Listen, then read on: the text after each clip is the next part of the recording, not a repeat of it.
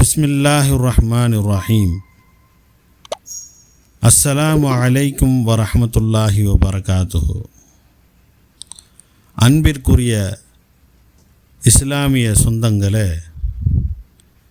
ரமலான் மாதத்தில் செய்யக்கூடிய 4 அமல்களை பற்றி அண்ணல் நபி ஸல்லல்லாஹு அலைஹி வஸல்லம் அவர்கள் கூறினார்கள். ரமலான் மாதத்தில் 4 அமல்களை அதிகமாக செயல்படுத்துங்கள். இந்த 4ல் 2 விஷயங்கள் அல்லாஹ்வை திருப்திப்படுத்தக்கூடியது. மற்ற 2 விஷயங்கள் நீங்கள் தேவையற்றவர்களாக இருக்க முடியாது.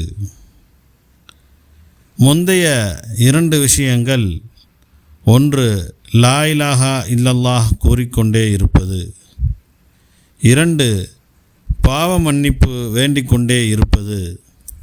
பிந்தைய 2 விஷயங்கள், ஒன்று சுவனத்தை வேண்டுவது, 2 நரகத்தை விட்டும் பாதுகாவல் தேடுவது.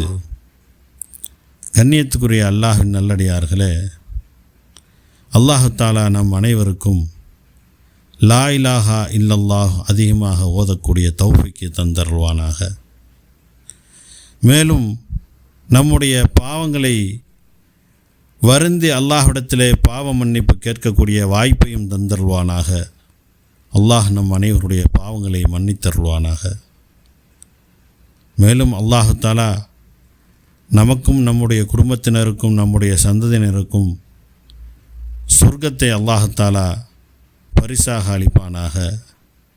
மேலும் நரக நெருப்பை விட்டும் அல்லாஹ் நம் அனைவரையும் பாதுகாத்தருள்வானாக. ஆமீன் ஆமீன் யா ரப்பல் ஆலமீன். வ ஆஹிரு தாவானா அனில் ஹம்துலில்லாஹி ரப்பில் ஆலமீன்.